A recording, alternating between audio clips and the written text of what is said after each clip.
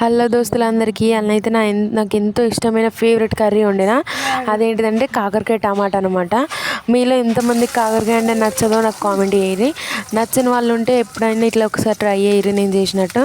Taste అయితే super ఉంటుంది, మళ్ళీ మళ్ళీ తినాలనిపిస్తుంది.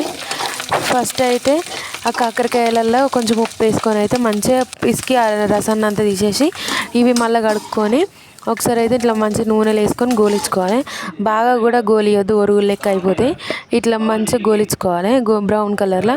నేనైతే పచ్చిమిర్చి టమాటా కట్ చేసి పెట్టుకున్నాం. సో నెక్స్ట్ అయితే ఇందులోనే మళ్ళీ కొంచెం ఉల్లిగడ్డ ఉంటుంది కదా, అది కూడా వేసుకొని అయితే మంచిగా కలుపుకోవాలి.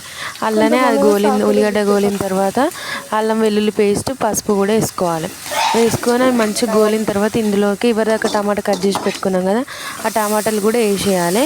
ఇందులో ఒక్క చుక్క వాటర్ కూడా అవసరం లేదు. ఈ టమాటాల్లో ఉన్న జ్యూసే మొత్తం కర్రీ అవుతుంది. ఈ టమాటాలు మంచిగా ఉడికేదాకా కొంచెం మగ్గించుకోవాలి. టమాటా మొత్తం ఉడికిన తర్వాత కొంచెం కారం, కొంచెం మన టేస్ట్కి తగ్గినంత ఉప్పు కూడా వేసుకోవాలి. వేసుకున్న తర్వాత మళ్ళీ ఒకసారి మొత్తం మిక్స్ చేయాలి. టమాటాలు మొత్తం కలిసేటట్టు మొత్తం మిక్స్ చేయాలి. ఉప్పు కారం మిక్స్ చేసిన తర్వాత ఇందాక గోలిచ్చి పెట్టుకున్నాం కదా కాకరకాయలు, అవి అయితే ఇందులో వేసుకోవాలన్నమాట. వేసుకొని ఇందులోనే కొంచెం మగ్గించుకోవాలి. టమాటా ఇది ఉంది కదా ఈ కర్రీ, ఇందులోనే కొంచెం మగ్గించుకోవాలి. ఈ కాకరకాయలు ఇట్లా మగ్గితే అందులో ఉన్న చేదు కూడా ఏమి ఉండదు, మొత్తం పుల్లగా అవుతాయి అనమాట. టేస్ట్ అయితే హైలైట్ ఉంటుంది. సో ఇట్లా మొత్తం ఏం చుక్క నీళ్ళు అవసరం లేకుండా మొత్తం మగ్గించుకోవచ్చు. టేస్ట్ అయితే అద్దరిపోతుంది.